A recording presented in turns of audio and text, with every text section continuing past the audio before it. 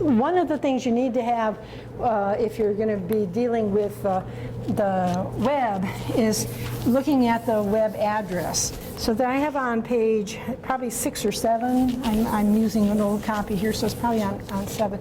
The anatomy of a web address. And usually you'll have HTTP, which tells you that this is a hypertext hypermedia program that we're going to be looking at. And you have to have the colon and the soliduses, 2 of them. The / is a solidus. I didn't know that until I started teaching this stuff. So / old typewriters, go find an old typewriter with a / They're not there. Okay, the / is, but not the /. Okay, and then there's usually a prefix here, like the World Wide Web, although you don't have to type that in. If you don't type it in, it'll still find what the page that you're looking for. It's assuming, since you're using HTTP, that you're looking at a web address. And then you're going to have rmu.edu. Okay, and so this is the official link for the Robert Morris website. Okay,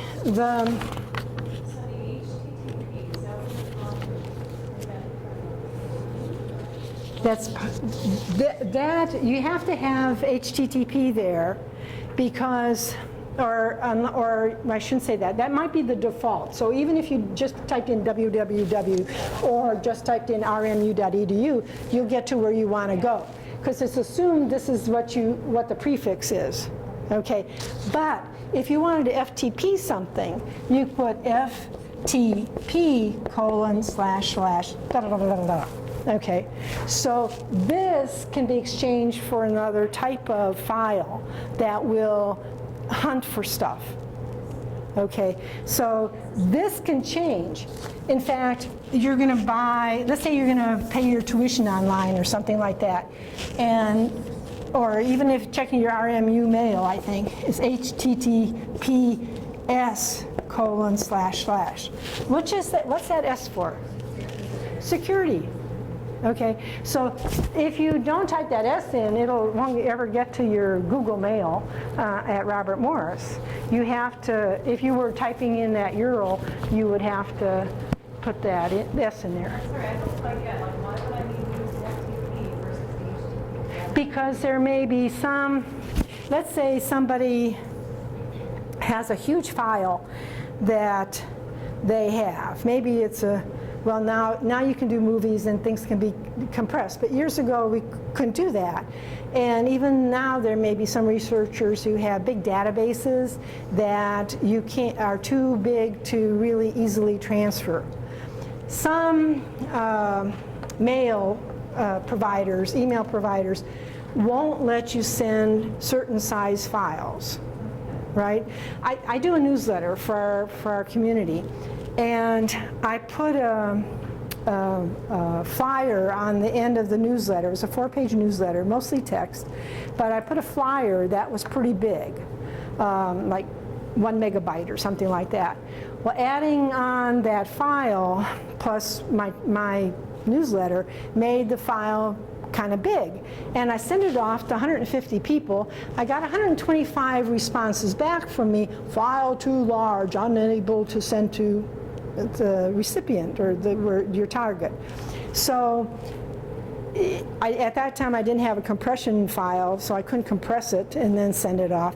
And a lot of times that's what the deal is that it's a huge file that you're trying to send, and it's easier to FTP it than it is to go through the web. So how do you know that? Like, you know how you can... Your researchers will know that because when they've had other people who want to send a file, they'll say, you have to have FTP, and most of the time it's built into your system, so you don't have, all you have to worry about is, if you were sending the file, is to have FTP here, : and then they'll tell you how to address this.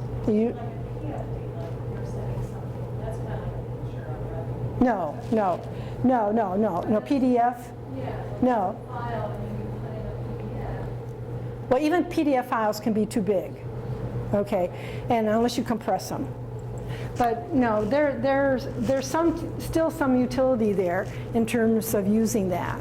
And that's kind of what Microsoft and Apple and all these people who are sending you updates to your programs are basically using FTP to send them to you, okay, and get them into your computer so that you can go ahead and use the new programs. What does the HTTP stand for? Are the first two hypertext? Yes, hypertext, but get the words here right. Hypertext Hypermedia Interface is what it stands for, basically. And it's a transfer protocol that, and I think I didn't put the full abbreviation down here, but basically is indicating that this is a hypertext program that is going to give you a graphical user interface, a GUI. GUI is a GUI, is a graphical user interface.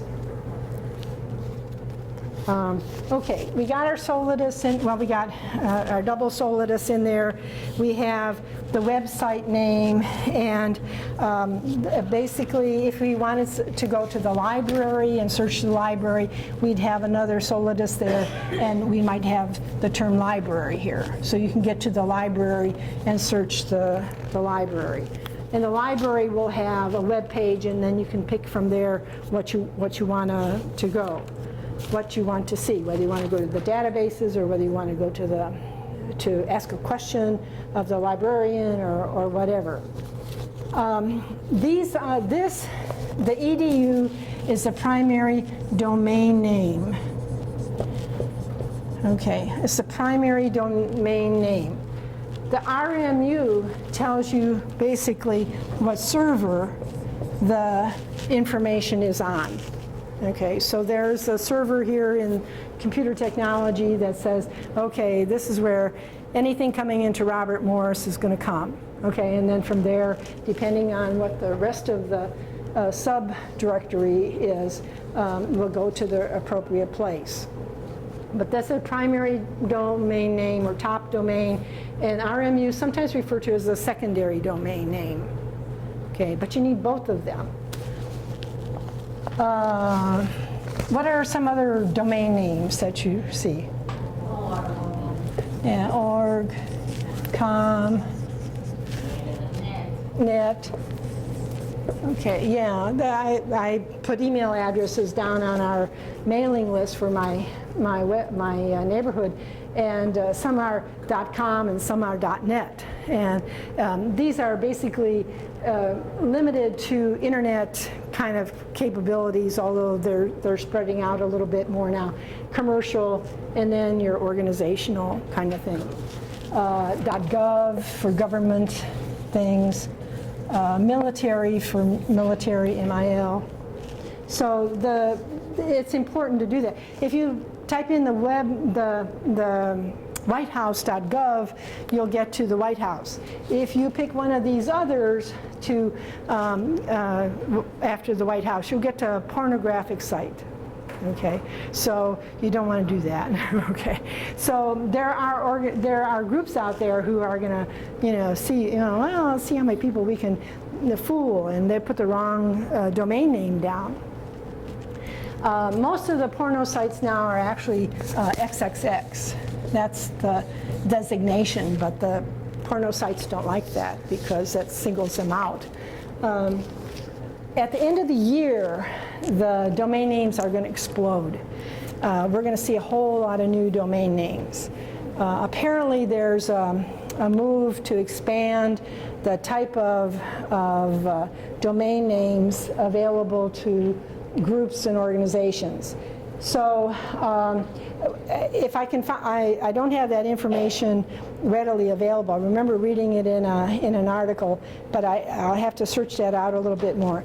But I'll try to find that and maybe give you a link to that so that you could learn a little bit more. But it's going to make it, so I think it's like shopping. If you want to go shopping, it could be rmu.shopping, okay, or shop, or some term like that. I'm not if I completely understand the point of the domain name. I understand there's only a few of them. Is that somebody that owns that name? Why do we only have a couple of them? Why are they going to expand? I'm not sure I can understand. There's an international group. When the websites start proliferating, we have billions and billions of websites now, and so there was a concern in terms of how are we going to manage all of this, and so there were groups in the United States who try to deal with this, but there are more users in China than there are here in the United States, and so basically what happened is that there was an international consortium that was put together, and I think in here somewhere, well maybe it's on my other handout, there is a group that's called the International Consortium of Domain Names or something like that, and basically if you want to have a website, okay, what that group does is to supply licenses to other groups like Verizon or Comcast or whatever. And they have a license to say their .com or .org. That's right. Well, but originally they will say if you're an educational institution, you're going to do edu. If you're commercial, you're going to use .com. So that was set up, and this international group is actually in California, and I think it's on my other handout, but the information is updated periodically, and since it's worldwide consortium, they try to take into consideration other countries' needs, and so I think part of that is coming from that. If you're in a different country, this is by default the United States, but if you were in the Czech Republic at an educational institution over there, it would have probably still the RMU, but a CZ for Czech Republic. Or if you were in Australia, it would be an AU. Or if you're in some other country, each country has a domain name. We don't have to put that down on ours because I guess we were one of the early leaders, and so we had a little freedom. We didn't have to do that. But as more websites developed in other countries, then we start seeing the country name, domain name, being put there. Okay. But there's not millions, there's hundreds of countries now, so that's expanding as well. Okay.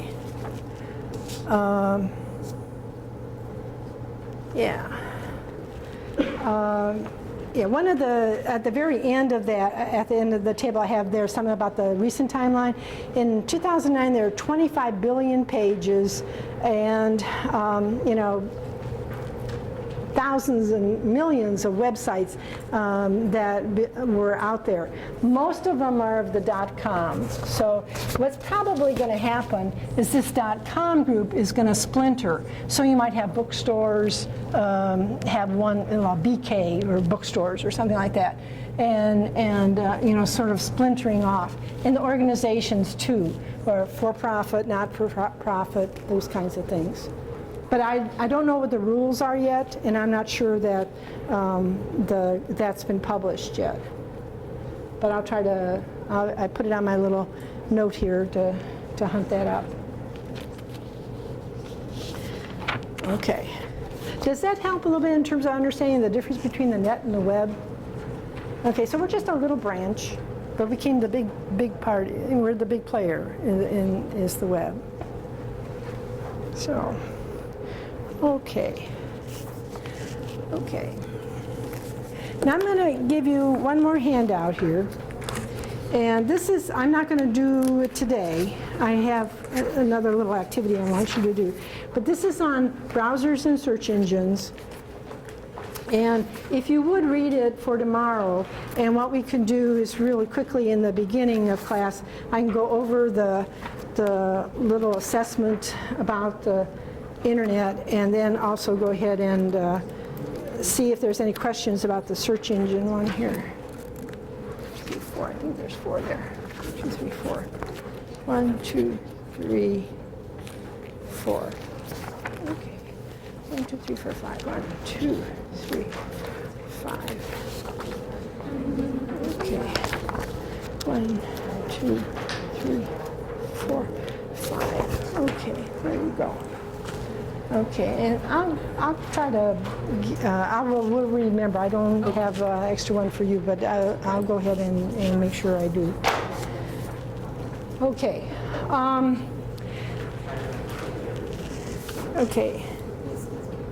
Let me think. The last thing that we're going to do today, let me stop, because I always forget to ask if there are any questions.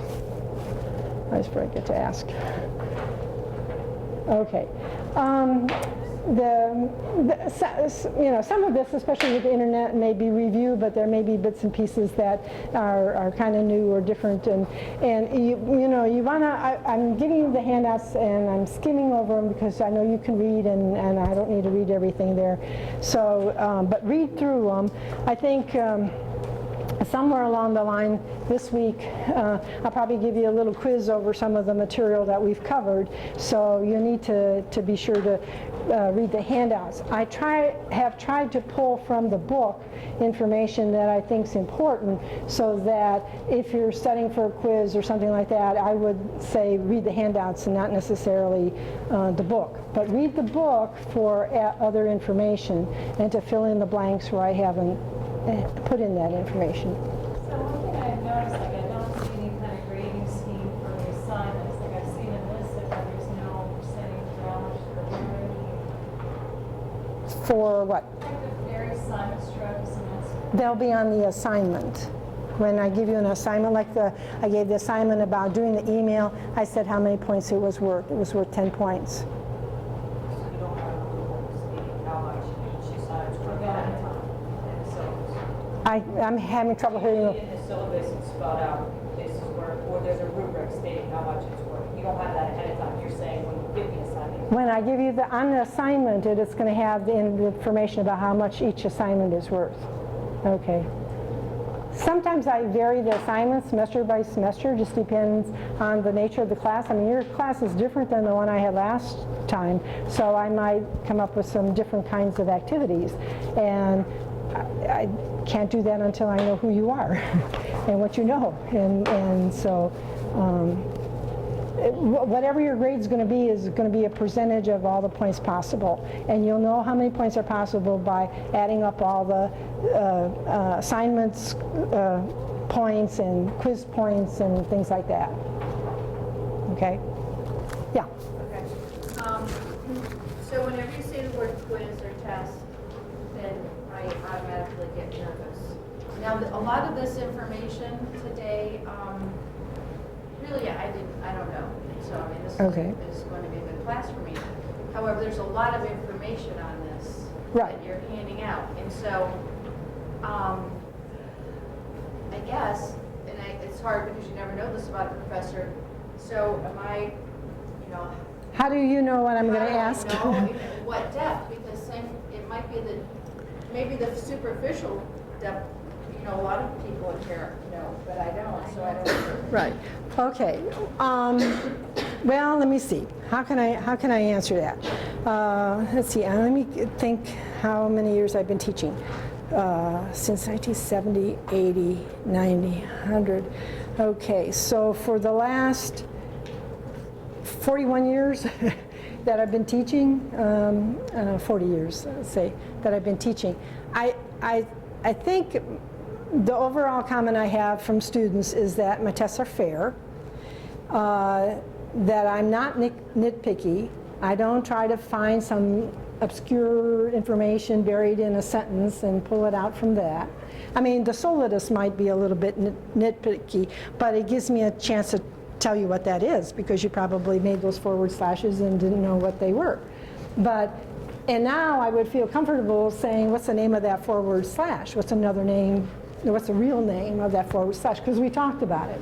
So I've talked about it. If I try to make a point about it, I think, that's the kind of information I tend to pull on a quiz or a test. I try to limit the quizzes and tests to be information that has been discussed or talked about in class, or that you should have an opinion about. And of course, opinion papers, you can't grade on an opinion, but you can grade on the content of how they put it together, the argument that's made or something like that. But, so I don't know, I guess I have to give a quiz and then you can tell me if I'm being fair or not. But I try, if I've talked about it, if I try to make a point, or I said, read this or look at that, then I would pay attention to that. So the handouts that are there, you can follow the handout, and if I've talked about it, put a little circle around and say, oh, she talked about this. And, that it's not going to be the whole thing. Okay. Now, what I want you to do on this one, this is a self-assessment on nursing informatics.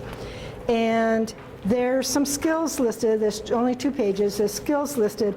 And it's asking you whether you're confident, very confident, unsure, or it's not applicable because of your work setting, or you're not confident at all.